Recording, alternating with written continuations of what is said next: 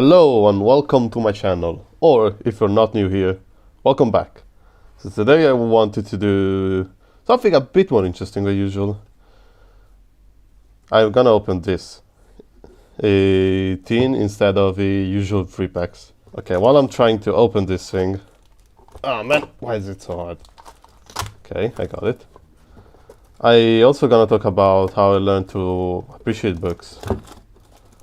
And I mean, why I believe many people don't feel like reading, and why you should not feel any kind of shame whatsoever if you're not into them.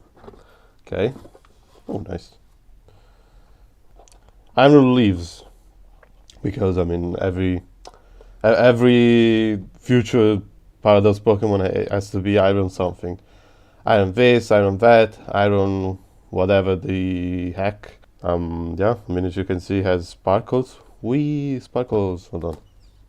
Wee sparkle. And yeah, I mean, I specifically chose this tin because it's a card that I will probably use a lot in competitive. Since right now there are some grass type weak Pokemon. Particularly, the biggest one is Terra type Charizard. And for that reason, Iron Leaves is an attacker that, I mean, its ability allows itself to basically become self-sustaining, and the attack can easily one-hit KO any Pokemon when for super effective damage. Okay, so the code, I believe I will keep this code, but I'm gonna as usual give away the first code of the first pack. Okay, so let's see, we have, okay, nice. Twilight Masquerade is definitely great. This is I forgot the name in English.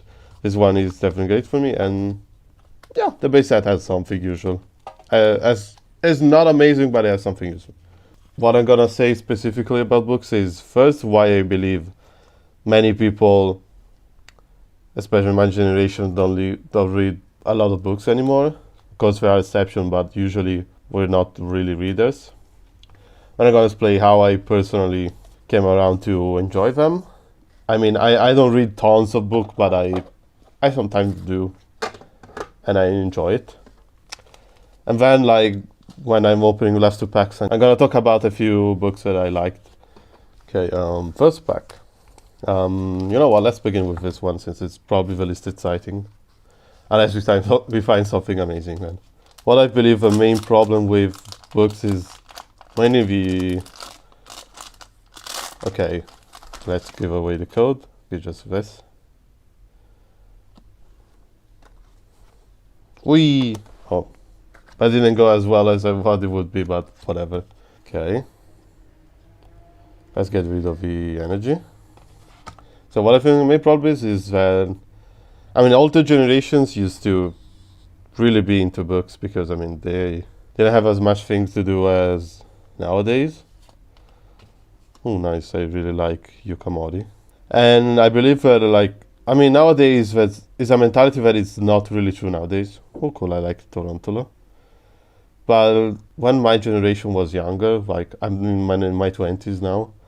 Like, when I was younger, I believe, like, we were talked down upon for not reading many books. And that created a disdain for them. Like, they kind of like undermine the other passions, mainly video games and comics. So yeah, that's why we kind of felt shame. Ooh, nice. This is really strong for electric type decks. So I mean, yeah, that's I believe is why. Like, obviously, I believe the main problem is that, like, it wasn't promoted the right way. Ooh, wow. We got a training gallery, which I always appreciate, and man, this artwork is freaking sick.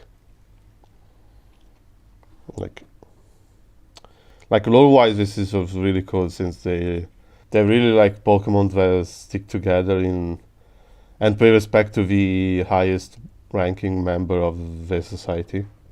Man, this is so freaking cool. I'm already really happy.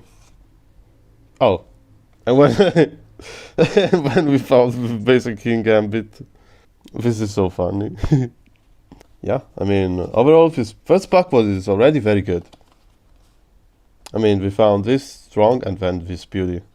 Man, I mean, I believe I'm gonna like say this for most training galleries, but really, training galleries are really good. And this one is already one of my favorites because, I mean, it's so cool. It's really that cool. You know what, let's leave this boy immediately.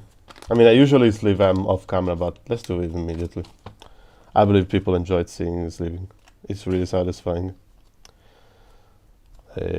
Voila. Okay, let's go this one. I'll put the name on the screen. And okay, now I got. How did I exactly start enjoying books? I mean, as I said, I'm not like a fanatic reader or anything.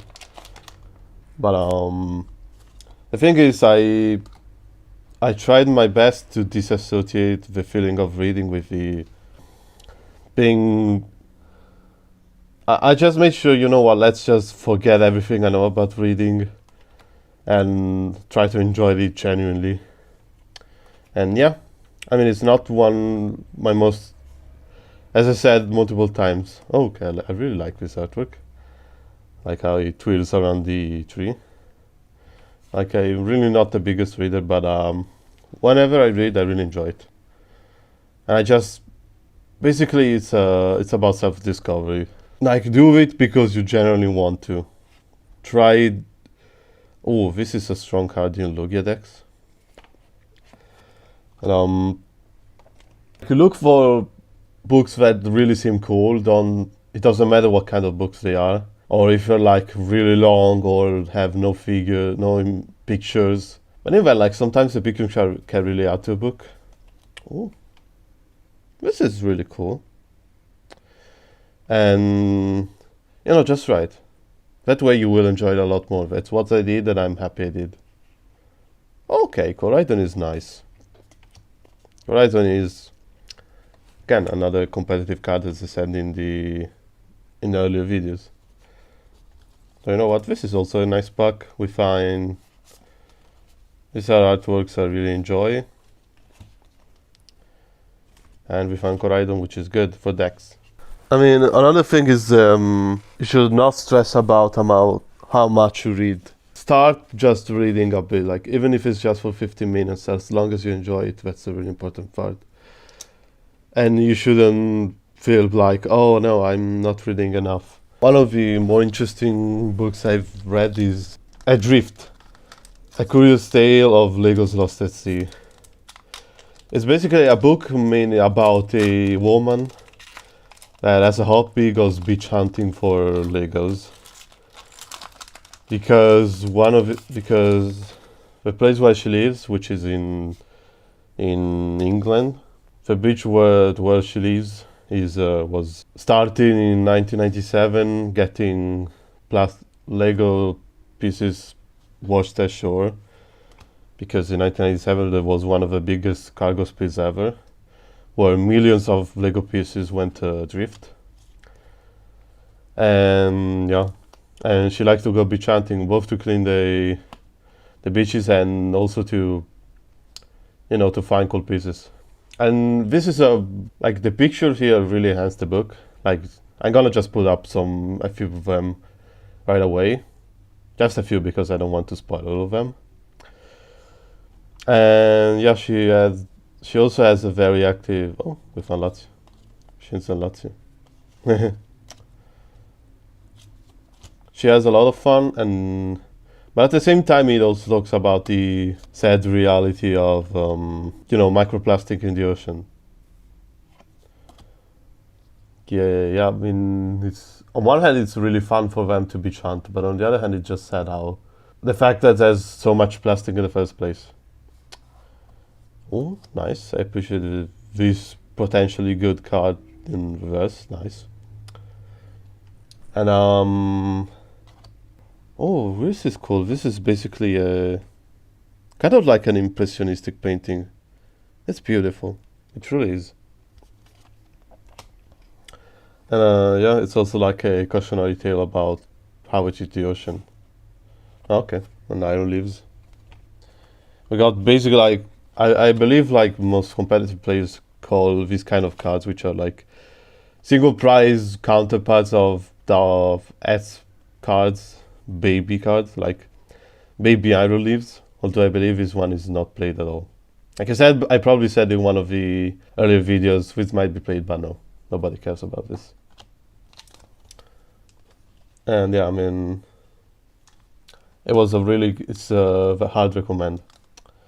Okay, last pack, and this time I'm talking about two books actually, because I believe they go hand in hand, which is Ask Iwata and Disrupting the Game.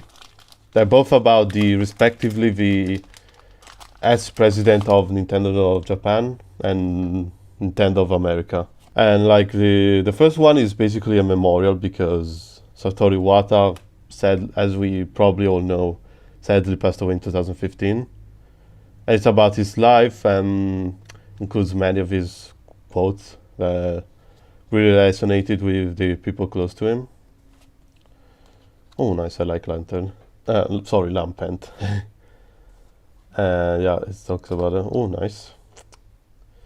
And it's really nice. I mean, it's a really sweet book, and it's also like inspiring to read. The other one is basically autobiography. It talks about Reggie's career and how he rose to success, and has a lot of useful. Talks about a lot of useful tips about. He has he's had a long and successful career, so he has a lot of wisdom to share. And I really like how it's written. It's very direct. It's very to the point, but also at the same time feels very natural to read. I believe it's really great how it's written. And yeah, these are some books that I really enjoyed. Okay. Oh, yay! We found another ads. Yay! I mean, I already had this one, and it's not good at all. But I mean, it's an ads nonetheless. I mean, I'm always happy to find ads. Like, no matter like what the content is. I mean, this is one I could definitely trade because, as I said, I already have one of these. I mean, yeah, like it's like, I mean, it's literally called Screaming Tail. Tell me, yeah. Second that's on the channel, yay! It's also shiny, it's also like sparkling, yay! Let's see the sparkle a bit more. Yeah, so to recap for today, we did find a good amount of stuff. I mean, okay, this is probably the strongest card we found so far. Outside of him, obviously. Or I guess it's Zenderless. And I mean, found Koraidon, which is strong. Its evolution could be nice. And this one is nice because while benched, it's immune to effects. This could maybe be strong. And this one, obviously, I mean, it was a surprise because it came bundled in this thing. I mean, it's cool nonetheless. It's a strong card. And I mean, collection-wise, I mean, we found this beauty. This is the highlight. I mean, the highlights of today are these ones. I mean, seriously, this is so beautiful. And really encapsulate the whole evolutionary lines very well, in my opinion. And we found, I mean... Oh yeah, this one is also really strong in Lugia decks. Because Lugia decks is based around basically like attaching special energies, and this was a ton of damage for each special energy, so you can one-hit KOs a lot of Pokemon. And yeah, I mean, these are just... I mean, this was funny because we found it together with the Skin Gambit. And then, like, these cards are, like, just really nice artworks. I really like them. Oh, wait, where is it? Well, also this one. Many Pokemon cards have such beautiful artworks. Okay, maybe I should not show all of them at once. Just, you know, like this. So that you have more time, you can enjoy them better. Okay, maybe this one is better enjoyed from afar because it's really like impressionistic.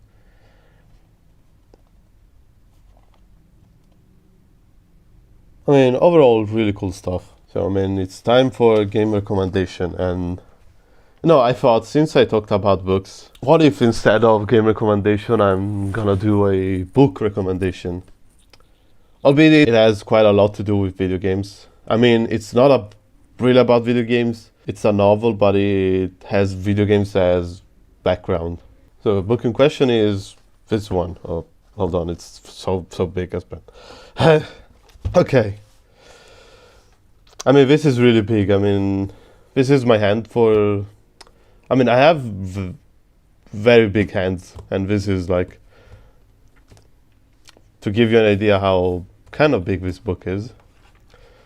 And it's called Tomorrow and Tomorrow and Tomorrow. Yeah, I mean, it's a very well written romance, I guess I could say. It's a novel about a boy and a girl that, both met together because of in an hospital and enjoyed playing video games together, and then met again years later and they decided to make a game. And then they started a company and so on. And it's really I mean, I really like the writer's style. Gabriel Zevin is the writer. I mean, I really like how it's really fluent to read. Like reading is a very fluid experience with how the book is written. Okay, this is kind of an awkward angle, but again, this book is big. It's kind of the only angle I can use. I mean, it uses the background is the Great Wave, like the most famous Japanese painting, because it's like the first game they make was aesthetically inspired by that painting. And yeah, I mean, the characters are a lot of fun. It's a lot of fun to see the background. It has it is thematically rich. It talks about a lot of stuff. Especially one of the characters is an immigrant, so it also talks about the experience of the parent, the mother that has to, not just mother, the family, more like the family which had to get from Korea to North America. If you like video games, these I'd recommend. Even then, you probably can really understand the book without knowing very much about the media. And I mean, I guess I'm not as good at recommending books as I am recommending video games. The characters feel very realistic, very natural. They act in a way that feels genuine. So yeah, this was the quote-unquote game recommendation for today. Or I guess book recommendation. Okay, so that's it for today. Thanks a lot for watching. It really means a lot to me that you stuck right through the end of the video. If you really enjoyed this video and want to see more of this content, remember to subscribe. Click the notification and bells. No, okay, I'm joking. I mean, not really. I would really like it, but I won't beg for it. Another thing is, I would also really, really appreciate if you could leave a comment and especially share this video with someone if you think someone that really enjoys this kind of stuff. And we'll see you again next video. Bye.